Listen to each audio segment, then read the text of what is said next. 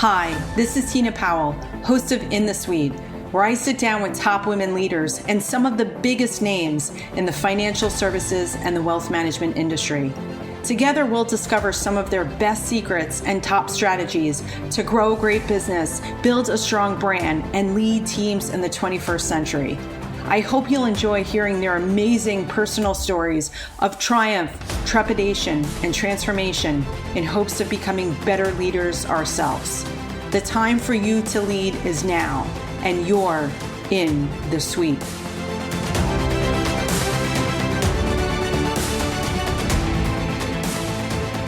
She's a problem solver, a process geek, and a business transformational specialist at Jennifer Goldman Consulting.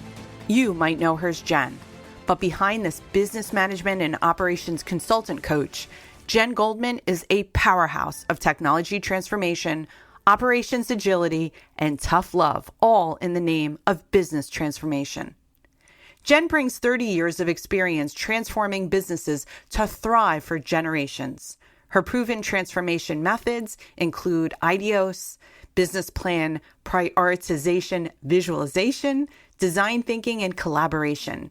Jen's path includes quality control specialist, senior certified financial planner, operations optimizer, and COO at several firms. Jen started consulting in 2007, and she's also earned the CFP, Certified Financial Planner credential. In fact, a lot of our listeners will remember Jen from her former business, My Virtual COO, a consultancy she owned and operated for 10 years before forming Jennifer Goldman Consulting. Jen Goldman has been published in Inc. magazine, Technology Tools for Today, Liberated CEO, several magazines, and has taught workshops and spoken at national conferences such as FPA, National FPA, FPA Retreat, FPA State Chapters, NAFA, and other venues. And as much as we talk about Jen's no-nonsense approach to organizational transformation, she combines it with empathy, making sure to strike the right balance by putting herself in her client's shoes and giving back to her community. Jen's humanitarian path includes Good Citizen and Humanitarian Awards, YMCA Development Advisory Committee member, 5-year volunteer at Brighton Soup Pantry, Town Finance Committee member, charitable giving to Feed America, Brady United, Under the Bridge Homeless, and an activist for public schooling. Her work, love, is to teach services business to thrive and embrace operational changes so they can help more consumers. Jen's personal love is her teenagers, a very understanding husband, reading, gardening, brisk walks, and quick reads of the 365 Stoics. And one of the many gifts you'll discover about Jennifer Goldman is that she has clarity around what she wants to accomplish and who she is. Call her problem solver, process geek, or challenger. Jen is in the business of helping businesses evolve through being tackled, helped up, knocked down, and then hugged as you look back at all you've accomplished together. For Jen, it's not only transforming the business, but transforming the people in the business, in the suite. Oh, wow. This is going to be one interesting recording. I can't wait. Jennifer Goldman is in the suite. It is so great to see you here today. How are you? I'm good. I am just going to feed off of your energy today. So, wow. I don't know what it is. Like, it's just every time that I sit up with the mic, even if I'm having a bad day, which I'm not, I'm having a really good day. But if something happens when I'm just in front of the mic and then I see your face and we do these episodes and then I get the question, are we on video? And it's like, no, we're not on video. I don't know. It just makes me laugh and makes me smile. But you're in Massachusetts. Yes. Tom Brady is no longer playing with the Patriots, so we're in the middle. He stayed in like a New York Jeter's house down in Florida, so he really messed up.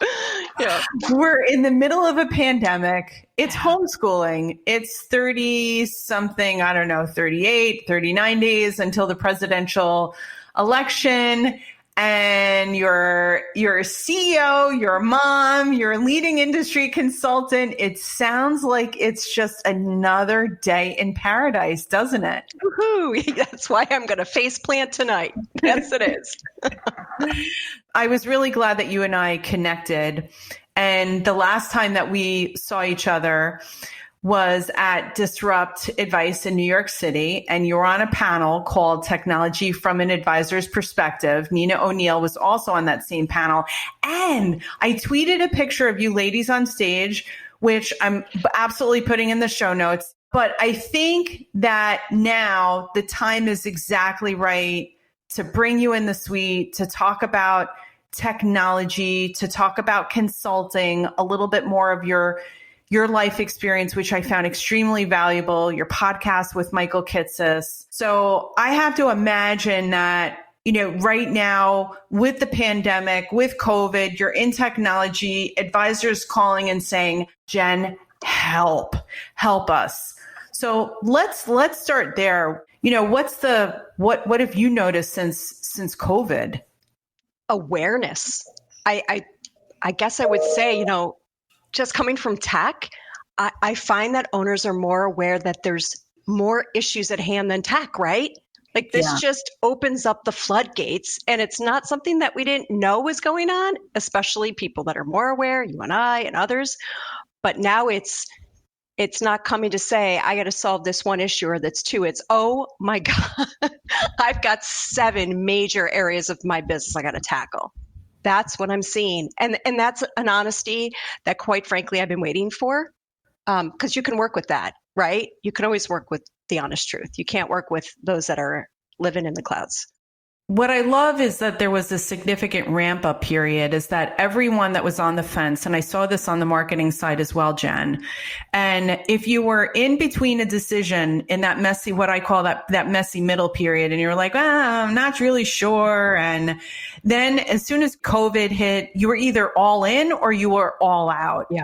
And that there was a lot of financial planning firms and technology companies now no longer had to worry about being at a conference, spending money on travel, spending money on booths. And so what I loved is that it actually freed up capital on the sidelines so that businesses could be more strategic and can deploy it tactically. Well said. It's perfect. And you know what? It's because they could look on the business and spend the time instead of scrambling. It's kind of like we were talking about before, the busy work, you know what I mean? Of just throwing things into the pot. Now they had to think, what is strategically going to work for me? Because I only have so much energy. And I don't know about you, but the energy wasn't there. Like in March and April, we were tapped.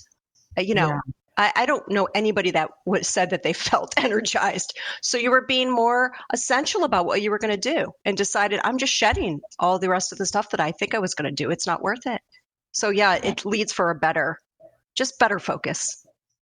It was a period initially when we trace back. I just think it's the perfect storm of all of these things happen, the election, the pandemic. But in the beginning, when all of this happened, it was a little bit of a paralysis because you didn't know what you were dealing with. You didn't understand the full ramifications and how it affected your business. And it was hard to make a long-term decision because you had a short-term situation.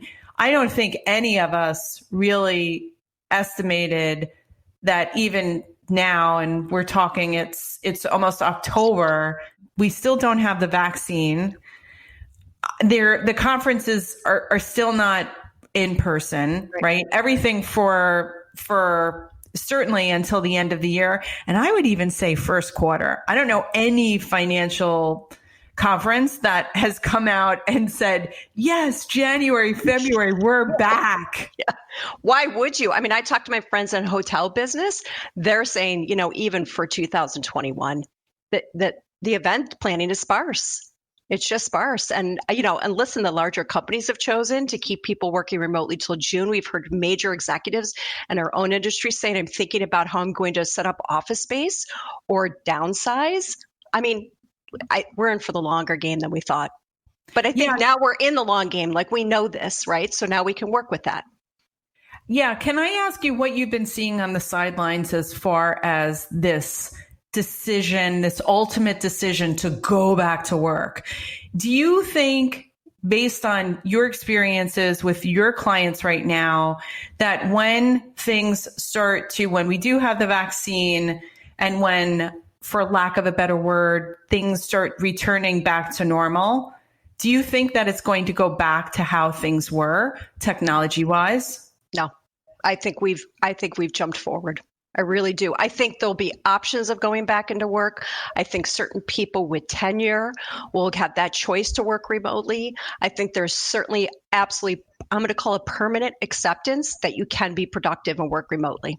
I think we've passed that point. Yeah, permanent acceptance. I love that. All of a sudden it validated and vindicated every one of us that had a virtual business, right? Right. Yeah, exactly. And you had you can do this. Exactly. And you always had a virtual, actually, your first business in 2000, well, you've had multiple things going on, but your consultancy in 2007 that you started, which is different from where you are right now, was literally called like My Virtual COO. If you didn't see the tea leaves, that was masterful, looking at like 2020, My Virtual COO. That's really incredible that, you know, that you had that premonition now. But for those of you who are listening right now in the suite, Jen has an incredible vitae in financial services industry. She's had over 20 years of hands-on experience in quality control, in effective operational management, biz dev. She's a CFP, certified financial planner. She understands investments. She understands tech. She's been published. She's been asked to speak at Joel's conference, T3 Technology Tools for Today. Journal of Financial Planning has had her, Investment News, Inside Information with Bob Veris, Financial Advisor, Trust Advisor. I mean, it goes on and on and on. FPA, NAPFA, as I like to say, the beat goes on. Yeah, that's right. So tell us a little bit, want to take it back to the origin story from 2007 with My Virtual COO, because again, I had mentioned your podcast with Michael in the beginning, and I really, really gravitated towards that episode. And I want to thank you for the courage for that episode and just being real. It's one of the great qualities about you, Jen, is you're just real and you give it to us straight. Thank you. It's not easy. I mean, that was, you know, I shared this with you and I shared it with Michael. I mean, being real and being authentic is what it's about. And there is no shame in talking about the failures because others can learn from them. And I learned from them. There's no shame in saying that you went sideways or you pivoted in the wrong direction or the right, or you went by, the conversation was about ego. I'd spent a little time with Michael on that. You know, what is driving you? Is it the ego? Is it that somebody set the bar for you so high you thought you had to reach? So, you know, the origin of the business was first to help. I'm a giver by flaw, if anybody who knows me, and giving to businesses so they can give more to the consumer. Whoever that consumer is, it may be other business owners, it may be just the end individual, family members, so forth, right? That was the reason for getting into consulting. But when you get into consulting, then it's the next reason your fire is the business, right? Well, you want to help enough businesses and then you start to max out. So then you have to, you know, you think, I got to grow. I got to become bigger so I can help more. And, you know, the origins of what I did and where I am now are about growing, shifting brands, shifting people, and then growing again, but in a different direction. So now I'm not stacked with a lot of staff, right? We've talked about this. I'm stacked with outside experts that you pull in and out as you need them. It's a different animal than when I started, but it's more accepted now. The reason why that episode just gravitated towards me is because, like you, as being a consultant, you hit a wall. And in a good way, right? You have to make a decision that either you're going to grow your team or you're going to tell that prospective client, I'm sorry, but we'll put you on a waiting list and we just don't have capacity right now. So listening to your episode and hearing your experience, and for those of you, we'll make sure that it's in the show notes.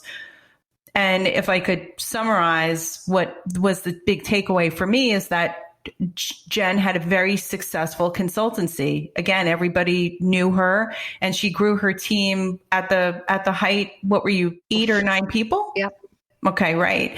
And then all of a sudden you had that maybe it wasn't all of a sudden, but you had that aha moment, and you made the decision actually to scale back and redesign your consultancy where it was just you again. Yeah. And I thought, wow, that was so courageous of a revelation. And the fact is that you thought about doing it, you actually did it. And here we are today, 3.5 years later, right? You're Jennifer Goldman Consulting right now. And I'm looking at a beautiful, happy woman right now who's very light in her feet. We have great conversations. They're funny. We always laugh. And so I wanted to make sure that women heard that story. Yes. It takes a lot of scary moments. I'm going to be honest, right? And, you don't show those to everyone. It takes a lot of trust, maybe in yourself, even at moments when it's pretty low, but you've got to follow your passion and what you absolutely love to do. And I got away from that. To be quite frank, when I started in the business and where I am now, it's actually around the same spot of what I'm doing.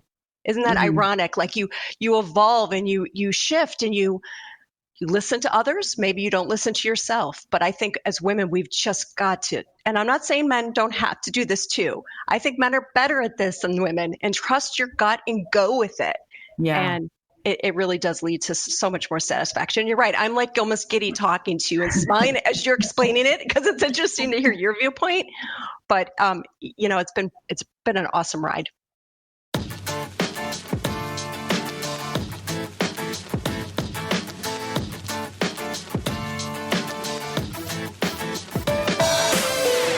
Let's talk about it, because you and I are both in consulting right now, and you just alluded to the fact that there are different ways to growth. First, you had employees under you, and right now, you don't have employees, but you have people like you, other business owners, 1099 people who have their own gig, and that now you're all coming together. Tell us a little bit about that model and what you're seeing as far as the difference. Like, if I'm an entrepreneur right now, how do I make the decision to whether or not that I'm going to hire an employee, or whether or not I'm going to do like Jen did and say, wow, there's enough people looking for help. I want to kind of give us a little bit of a guide.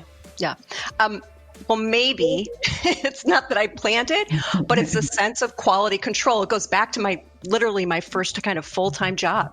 I mean, how much control do you want to have over the end product, and how much do you want to have to know about that? So I'll just use myself as an example. I cover many areas of a business. Okay.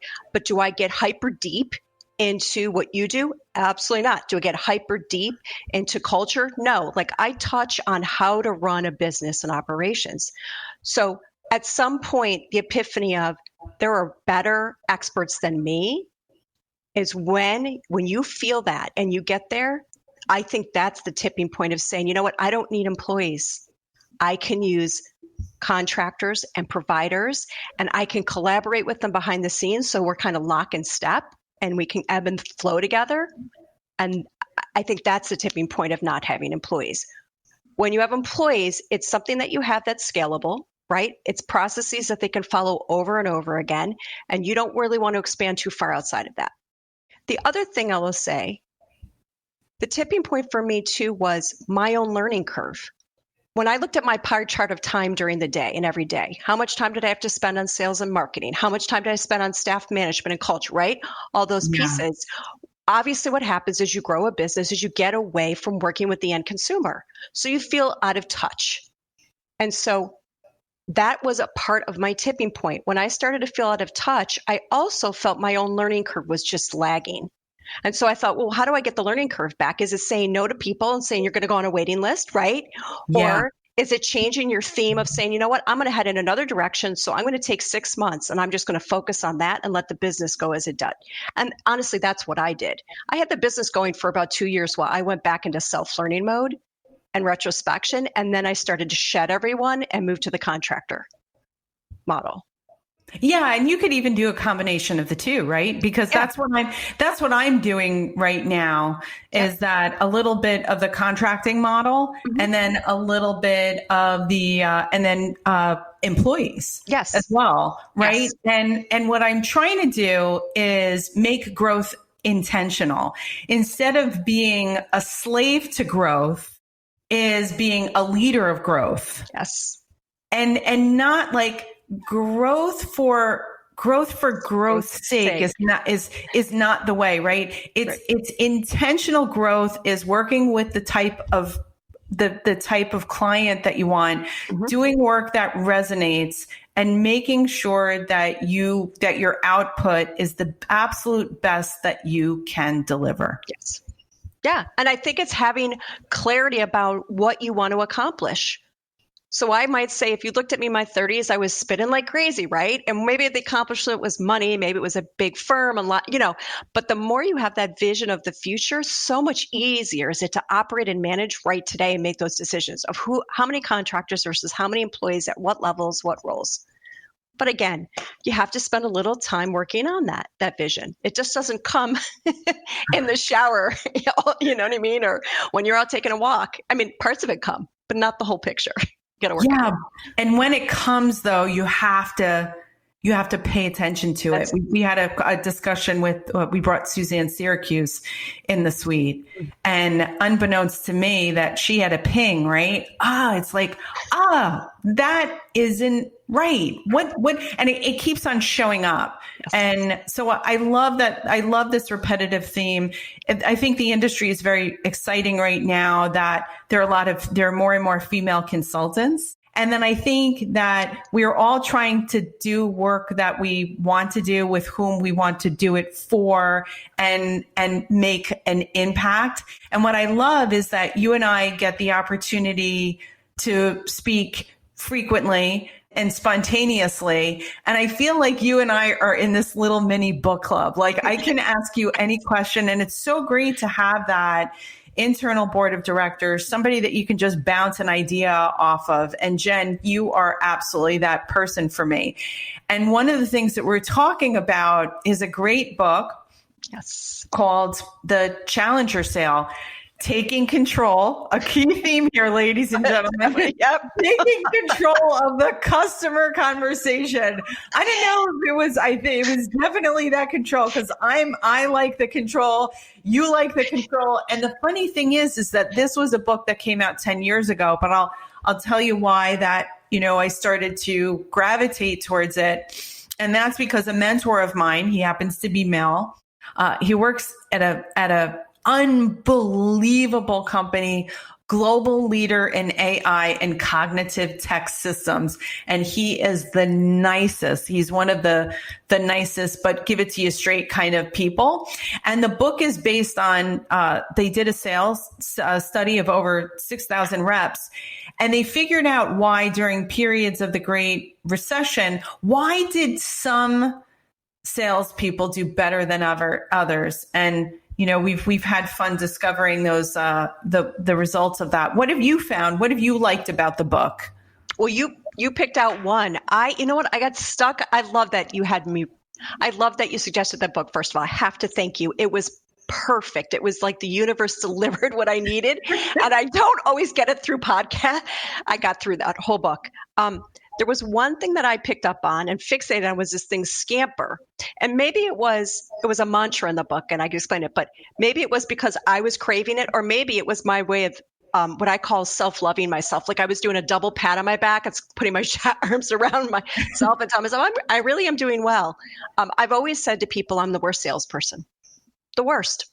And really? Yeah, always. And people are like, why do you say that? And I say, well, I'm just hard on myself, but I never thought of myself that way. Listening to the Challenger Sale, it was the scamper method was about when you're in the conversation, when you're telling the story, right?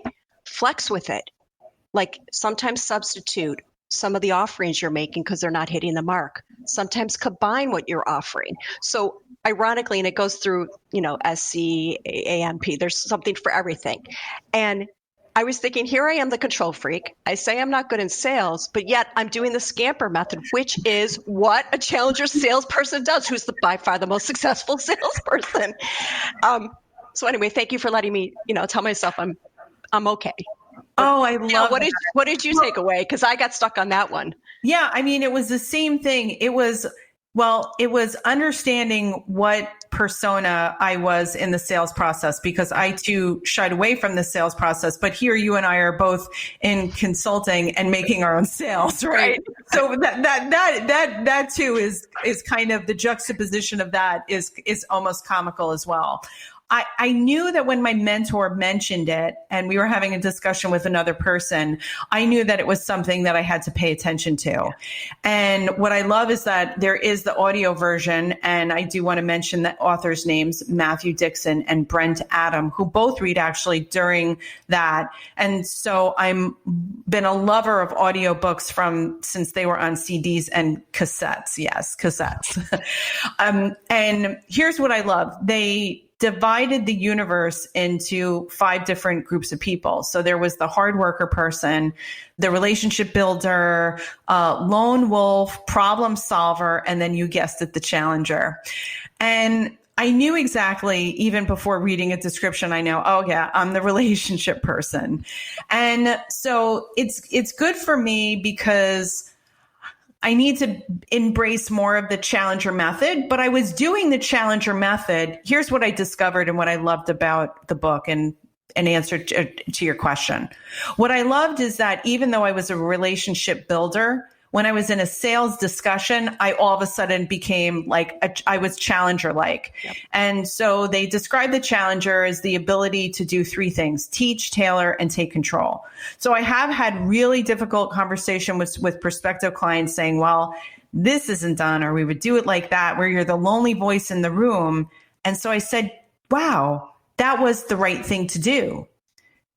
Especially, I don't know if it has to do with being a female or not, but it is really hard to tell a prospective client that, I wouldn't do it like this, or this is wrong, or how can you do that? Or you run a report like, wow, we ran a report for a prospective client through SEMrush, and we found out that there are 35 major critical errors with their website. I kid you not. We delivered the report. That's a hard conversation to have with a prospective client, saying, well, one of the first things that we want to do actually is clear up those critical errors and make sure that we're getting analysis and feedback from that site all the time. But yet, that's exactly why they're talking with you. They don't want a yes person. They can go to their employees for saying, yes, everything's fine. They're coming because they know that there's something not quite right. And they might think they know what it is. You and I talked about this before, right? But it's actually something else, something more systemic and something broader. And so you're so fun. It's funny you say relationship builder. I'm a problem solver. And yet you're right. When you get into the conversation, all of a sudden you're telling stories, you're teaching them. And we talked about this, right? Your daughter's a teacher. I'm a daughter of a teacher. There's something about that, of doing that and then pivoting, that makes us challengers. So it's almost a misnomer of the word challenger. Maybe I didn't even think about this. We challenge them, but not in a disrespectful way. Right. We challenge on that sales call to make them think of something they didn't think about that actually is more important. Right. That we help them to discover through our process, right? You're all about process. You're all about efficiency. I have to tell you that as a business owner, I struggled with that. I also read the book, Traction. Yeah. And I was like, this relationship builder's got to figure these things out. Yeah, but hold on. So the relationship builder is what I admire because it is about building relationships and connections, right? I'm more of a process geek. That's what I started, by the way. Like when I was even in high school, I would go into a business and I would instantly see broken processes. It's a very nerdy existence. So for me, when the challenger spoke about like having almost a sales process that your salespeople can follow, I was like, yeah, of course. Well, that's just common sense. But I forget about the relationship building. So in the end, listen, it all comes down to the same thing. It is a mix of all of those, except maybe the lone wolf. Yeah. But the lone wolf, so here's the thing. So the lone wolf, out of all of those personalities, the lone wolf was in the second top position. I know. So out of top producers, it was the lone wolf who was in second position. And it was the relationship builder who came in last, which again made all things apparent to me.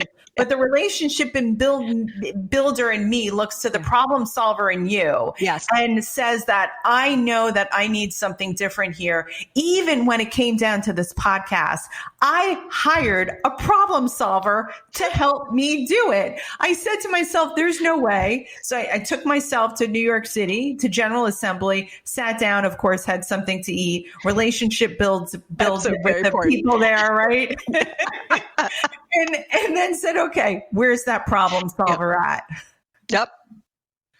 Know what you don't know, and then ask for help. That's it. I love it. And here's one of the things is that you hit the nail right on the head, right? It's challenging, but not in a disrespectful way. And I love it that what I was reading through your LinkedIn. Boy, you have a lot of great recommendations. And I loved one of the most recent ones. This comes from Matt Hall, president and co-founder of Hill Investment Groups, had this to say about you. And it spoke to me as challenger, but in a good way. Okay. This is what he said. Jen Goldman is no joke. If you can get her on her small roster of clients, you're lucky, but be ready for the tough love she brings to helping you build the model firm. We are more productive because of our relationship with Jen, and not just in practice management, but in our business process, our business planning, strategy, time management, HR, profitability, growth, and marketing. This is the clincher, right? Everybody get ready for a drum roll here. Working with Goldman is like being tackled, helped up, knocked down, and then hugged as you look back at all you've accomplished together. Bam. All feedback is good. Yeah. Tell us what it sounds kind of challenger-like. What does that tough love look like in a challenger sales model or a hybrid model of that? Or even for consultative. Listen, I'm into the business of helping businesses evolve. So you can say evolution and others can say change. Change is not easy. It's changing habits. It's changing mindset and everything else. So it could be as simple as a piece of technology change or as complicated as a process change. There is this phase you go through where you battle a little bit, and complete respect, complete open collaboration. And that's what that is, like the tackled and helped up and down. We're tackling ideas and saying that idea is old. It's got to go away. And then you feel like you're knocked down. Like, I just spilled 20 years on that. I got to where I am using that idea. And I'm like, yeah, that's great, but that doesn't work going forward. Right. So then you've got to pick that person up and hug them and say, it's okay.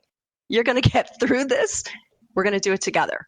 I mean, he really couldn't have said it any better than that.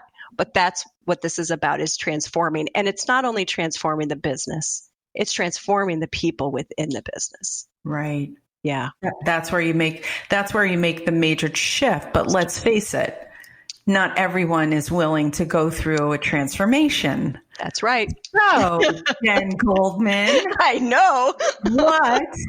What do you do when the leader of an organization wants to be tackled and tough loved by you, but the person, maybe the first tier of leadership underneath that person, is the resistance? Yeah. What do you do? Well, I always try, before I give up, to present it by putting myself in their shoes. So one of the things about my small roster is about how much time it takes to be in each person's shoes and see the benefit from their point of view and also the cons. and this is super important, to get change in yourself or anywhere else, especially in others like that, you have to be in their shoes and understand, how do they perceive this exercise of change? They may be threatened by it. They may think they're less valued by it. They may feel you're stepping in and creating a wedge between them and the CEO, right? The C, whatever it is, you've got to feel that for a moment and then reach them and talk with them about it. And then show them the benefits, have them talk about the cons and work through all that. So usually we could turn the corner. That's one of the things others have known, and I always ask for feedback. It's like, what do you remember about the engagement? And like, you got people to buy in. That was like big. And That's I didn't, huge. right? But you don't realize that when you're in the moment, just like you are when you're working with businesses, right? You don't realize that. It's getting the buy-in. It's empathizing and understanding where they're coming from, what their biggest fear is, and then explaining to them how that's their perception, but that's not what's really going on. And here's how it's going to be great. And then they shift. And so you're helping to diffuse that situation, if I'm hearing you correctly. You're helping to diffuse that by actually putting yourself in their shoes and talking with them about it. Or is this like a one-on-one discussion? Are you having regular meetings in the conference room and it's an open dialogue? Are you having to pull people aside and have, yeah, exactly. Yeah. I mean, I'm really curious about this because I think that change is the biggest obstacle that's standing in the way for a business owner to get to point A to point B. And whether or not it's the HR, marketing, finance, technology, investments, it's because they need to change something. Right? What's that saying? If you do the same thing, you'll get the same results. I'll tell you my techniques. They don't always work, and it's dependent on the order. But I almost always, when I first start, have everybody write up their life career mission statement. So that's very long term. I know I should make it catchy and short, but I can't figure out how. Oh, I love that. A life career mission statement. And yep. and what does that mean entirely? What does that mean exactly? Think of a job description with your usual, like, what's your title, what's your major responsibilities, and maybe even what's your goals. And then I add a career path section.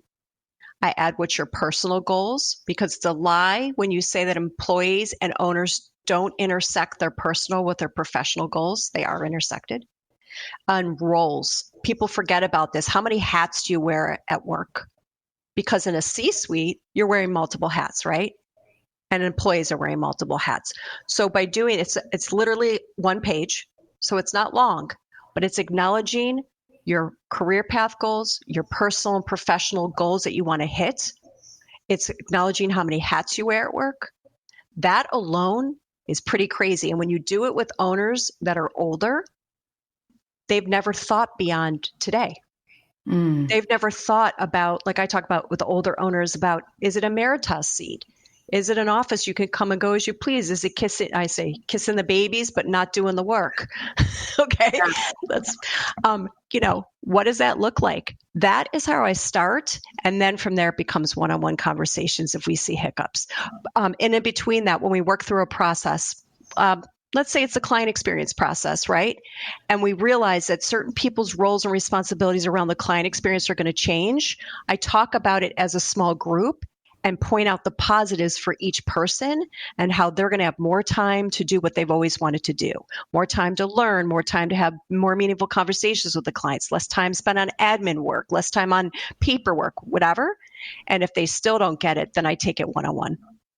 So it's a group exercise down to a small group exercise around a particular process and how it's going to impact all of them, the roles and responsibilities, then to one-on-one. I'm fantasizing in my mind right now. This is really fantastic stuff. What does it look like? What does a typical, and I'm asking for a friend here.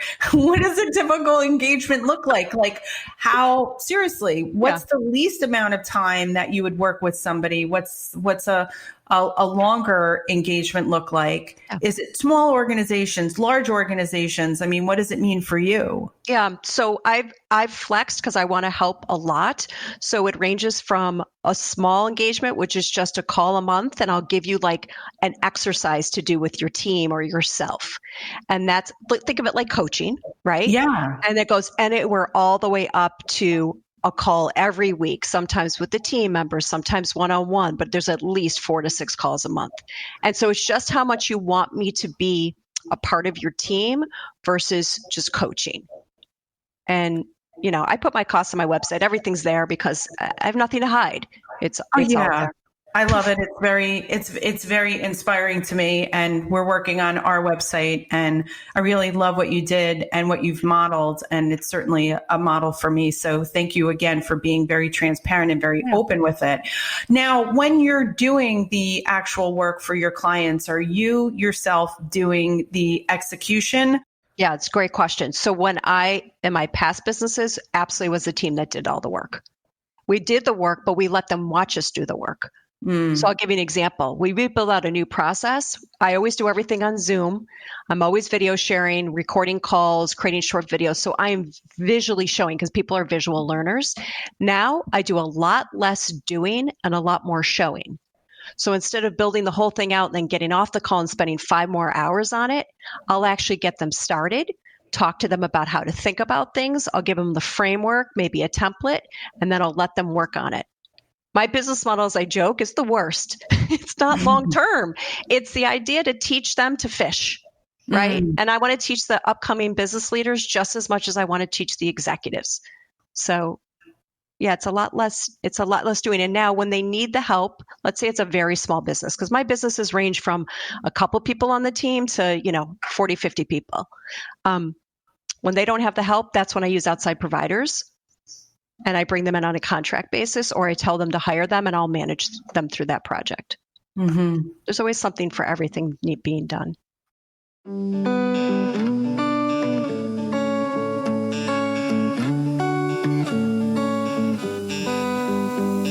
I love speaking to people like you that have the pulse on small to medium-sized businesses in a period of time. What do you think right now that is the biggest challenge? What are people struggling with right now that you're seeing? And, what's a quick tip to fix it? Where should a business owner's attention be right now while we're doing this reset during a major pandemic and an election year and so on and so on? Yeah. It's almost never changed, and I consider this common sense. But I don't care how big the business is. It could be thousands of people. If you aren't thinking strategically about what steps you want to take in the business and you're mind boarding them, like visualizing them and collaborating with your C-suite or members of your team, I think you're missing the boat big time. I think this is the time, and was the time over the summer and spring, to think about all the major initiatives. What are the benefits of doing each one? Who was going to lead them? And when was the right time of the year or which year to do them? I always do this business planning boarding, because when you write and you start to organize, you realize you don't know the benefit of doing that idea. It was just like one of those, you had it on a walk or a workout, right? Yeah. Or you have a great idea, but you've got nobody to run it. You've got nobody to lead it. So just those 4 elements of what is the idea? What's the benefit if I did it? Like, what's the ultimate goal? Who's going to lead it and when? That alone, I don't see most businesses doing it, but the ones that are, those are the successful ones. And sure, we could quote the greats. I'm not good at doing that, but everybody always says writing's like therapy, but writing's clarity. There's no question that if you write it out, it'll happen. Yeah. I'm still very much old school, writing things out like that.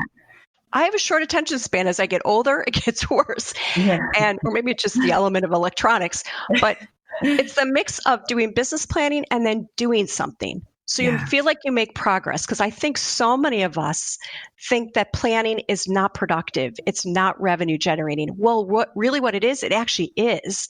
And it's also revenue creation, because you don't do those projects that are expensive and hurt your bottom line either. Then you get rid of that. But it is a trick. I do find myself, it's great to do business planning, but always pepper in some projects where you're doing something and then you feel like you're really jumping forward.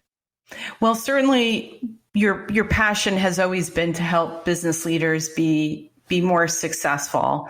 And you have just opened our eyes. We know that as business owners, planning's important. Do we do it enough? No, we don't do it enough. If you could leave us with a few tips to help us be a little bit more successful in writing things down and thinking about projects and big nuts that we want to crack in the future, what else would you say? Give us just a few more of Jen's golden nuggets here. Golden nuggets. Do people say that? I don't know. Only marketers and relationship people think about that. I love it. My mind goes like, what's the gold here? What's the gold? Oh, it's too funny. Listen, protecting your time, absolutely essential, right? We hear this all the time. Yep. So you can work on the business, but work on your energy. You can't bring it if you don't have it. Right. So that's 1. 2 is writing it down. Again, the old adage, you're right. Maybe it's paper. I prefer an online collaboration tool like Asana or something, but hey, whatever. And have paper with you everywhere if you're going to be one of those people. Yes. Paper and pens. Yeah. Yes. I have literally written with a lipstick pen in the car on a piece of paper. Really, just have a set of pens if you're going to do paper. I've done the same thing. I've done it with my lip liner. Yeah, exactly. What else can I say? I really think anyway, that those are the 2 things. I think there's a mantra on my website, but I don't even want to go into that. So people could just read that another time. Yeah. I'll leave you with those 2. Protect your time. We'll be sending people there anyway, because I know one of the exciting developments is that you have major league recorded all of these online courses. It's like your own university here on your website. I counted 9 courses and in various elements of the business, time and energy, which you just spoke about, making sure that we're very well aware that our energy is finite and use it productively. Yeah. You've got business management, talent development, technology, marketing, and more. Walk us through this Jen's online university here and tell us what these courses are. This is amazing. I look at that with awe, right? The relationship builder in me, which is why I'm doing podcasting and not building process. I do though have processes and workflows around this. So I do want to give myself major league credit. I have done the work. However, I look at that in awe of that whole content mechanism that you've got so much information. It seems so well thought out. Tell us a little bit about that offering. Okay. So to be fair, that is 20 some years of work. So, right. It goes back to when I started from the get-go when I worked in businesses when I was in high school and in college, and the things that I learned, some of that is the core of what's in there. So in all fairness, this just didn't happen overnight. It's been 20 plus years, but also being a business owner, right? And in being an employee of larger firms as well. So those are tidbits. They're micro lessons because, again, my attention span is real short. So each lesson in the course is probably 5 minutes. And there's a template, there's a workflow, there's something there with it to download. But the whole idea is, how do you get your head wrapped around as a business leader or owner? How do you get your head wrapped around all the aspects of the business, but not make it difficult and not make it too much effort? So that's the culmination of the 9 courses and the lessons within. It's just, let's make this as easy as possible. Let's make it quick. Let me give you some templates that are just get your mind right where they need to be. And you're off to the races. And I love it. I'm actually so excited about it because I actually have a couple younger up and coming leaders going through it.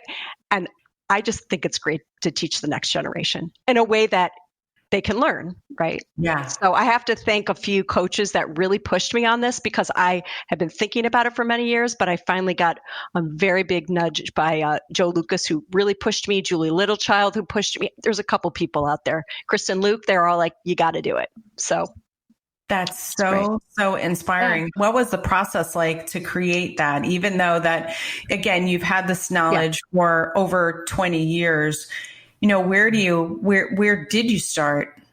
I started the same place I do my business planning for myself and my businesses. I used Asana, and I literally started writing out all the content I had. So it was like a brain dump, just the topics. And then I started reorganizing it. It's exactly what I do for businesses, right? I reorganized it. Then I prioritized it in the order that works best for businesses. And then I started thinking, okay, what's the download item and what's the article primer about? And as I just kept working through it over a year. Literally, it took me a year to build the outline.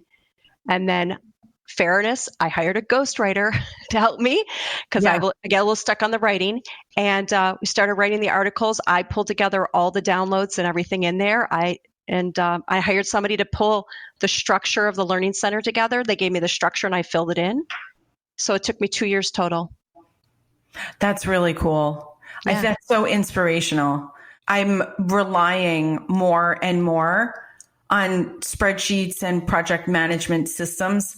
We couldn't do what we do here in the suite if it weren't for Smartsheet, Google Sheet, and Basecamp. Basecamp is who I forgot the person's name that created Basecamp. I know, I could see his face in the articles I read, but yeah, amazing. Wherever you are, you deserve to be on an island somewhere. You deserve to be living large right now, because I think people like me that are less process oriented, when the framework is there, and now it's a lot of fun to use these types of frameworks, right? We have a millennial team here. Mm-hmm. They love Basecamp, pinging each other. I think that if you're going to run a business in 2020, that you need to have some of these modern tools, even for you to just understand how they work, but the value that they deliver within the organization. Like, people actually approach their jobs differently, don't you think? And that's what this whole COVID has brought to light, is major companies using the tools that you and I have been using all along. The collaboration tools, the video tools, the chat tools, and keeping everybody productive, organized, and in touch with each other. I couldn't imagine a world without that. Just like you have your stack, I live on Asana and Calendly, and I have Salesforce, but I'm using it. I mean, that has saved me a zillion times and helped so many businesses. So you're right. I can't imagine a world without this tech to support us, not to drive us, right? To support us.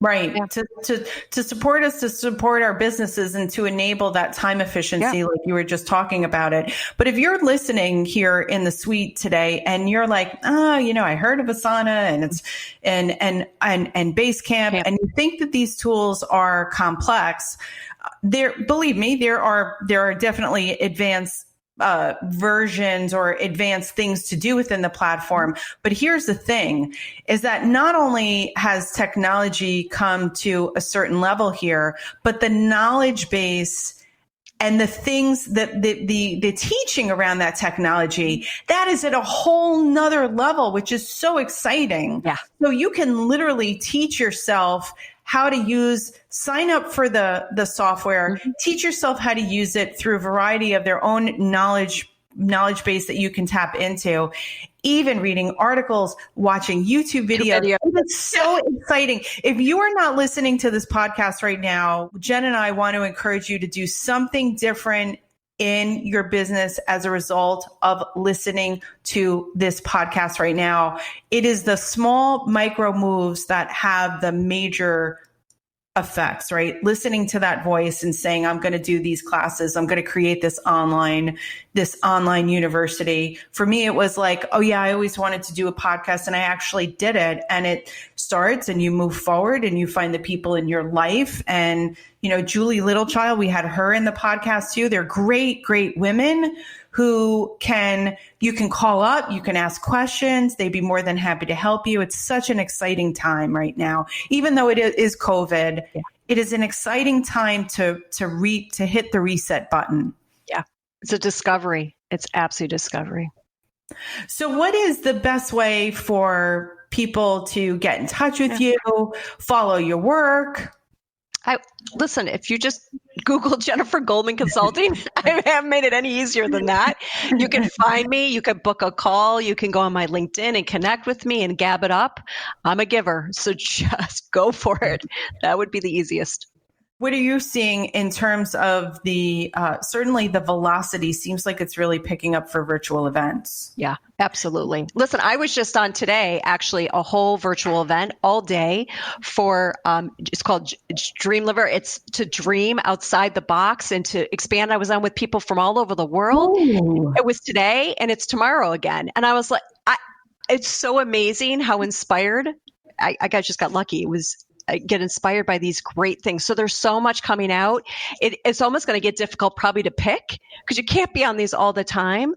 But, I think that these virtual events are amazing. So that's the hard thing that I'm struggling with right now, Jen, is that there's so many things that I want to do and that it's happening from 9 to 5 or even 9 to 7. I'm saying even 8. I'm like, it's just not cutting it. Like if I when I wake up early, it's to go to the gym, right? And so I have my routine and then I'm catching up late at night, right?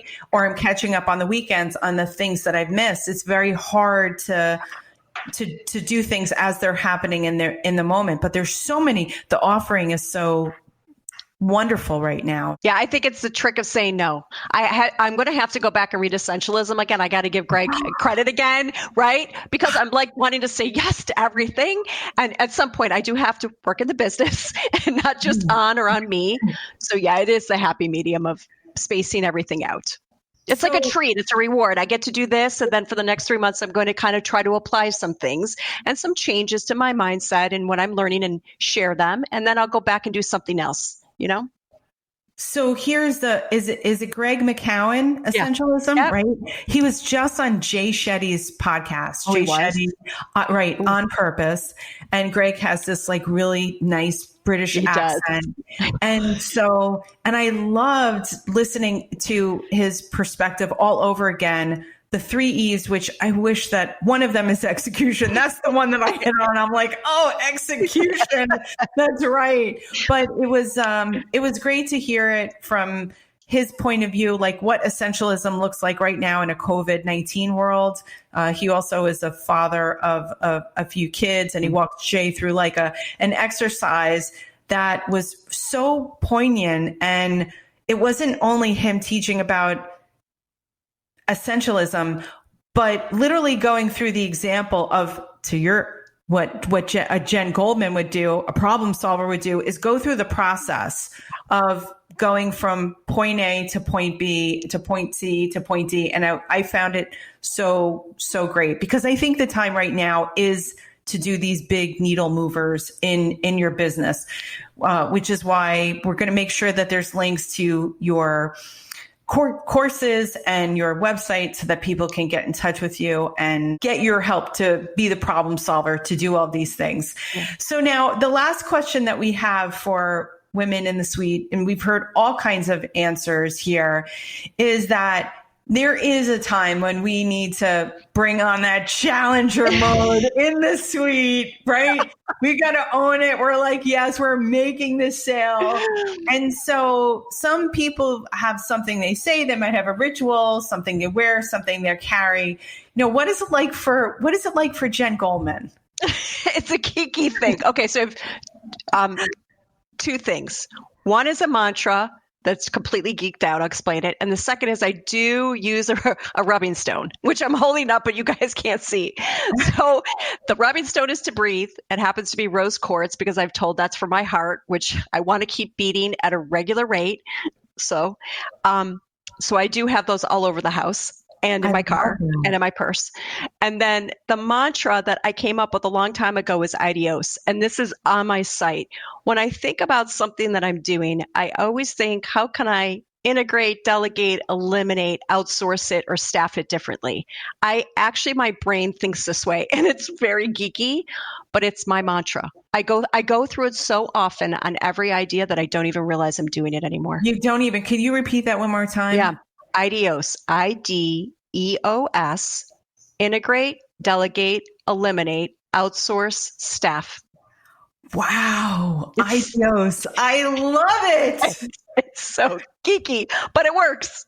That's my mantra. See, this is the best. I swear, like, I struggled with this last question, quite truthfully, when we were building the workflow for In the Suite. And it has the best answers. We hear everything in here. I love it that you have your own acronym for it. Yeah. IDEOS. IDEOS. IDEOS. IDEOS. Okay. So with that, Jen Goldman, we're going to make sure that we have those links. And again, if you're listening to In the Suite right now, thank you. I know that you appreciate Jen's time just as much as I did, because we are all better off for it. As business owners, you remind us that right now is the time to really be intentional about our businesses, to ask for help, to get coaching. So thank you again so very much. You've been so generous with your time, and I've loved having you in the suite today. Thank you. I loved it too. Thank you so much. You're listening to In the Suite, a podcast that shares amazing stories of women in business in the financial services and the wealth management industry. Our producers are Tina Powell and Kevin Hirshorn. Our editor-at-large is Kevin Hirshorn. Our content writers are Simone Brathwaite, Carmen Varner, and Tina Powell.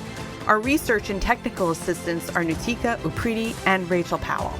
Want to get show notes from today's episode? Just text the word In the Suite, INTHESUITE, to 55444, and you'll receive them right in your inbox.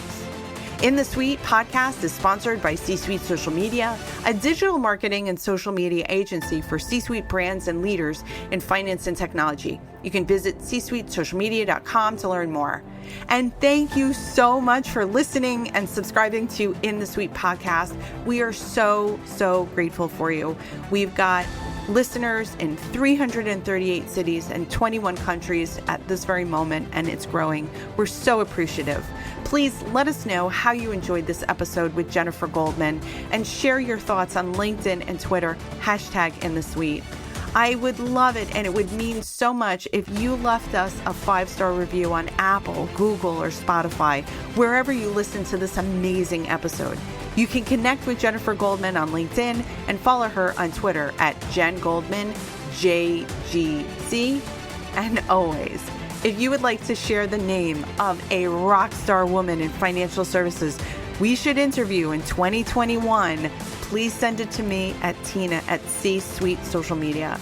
Again, thank you so much for listening and subscribing to In the Suite.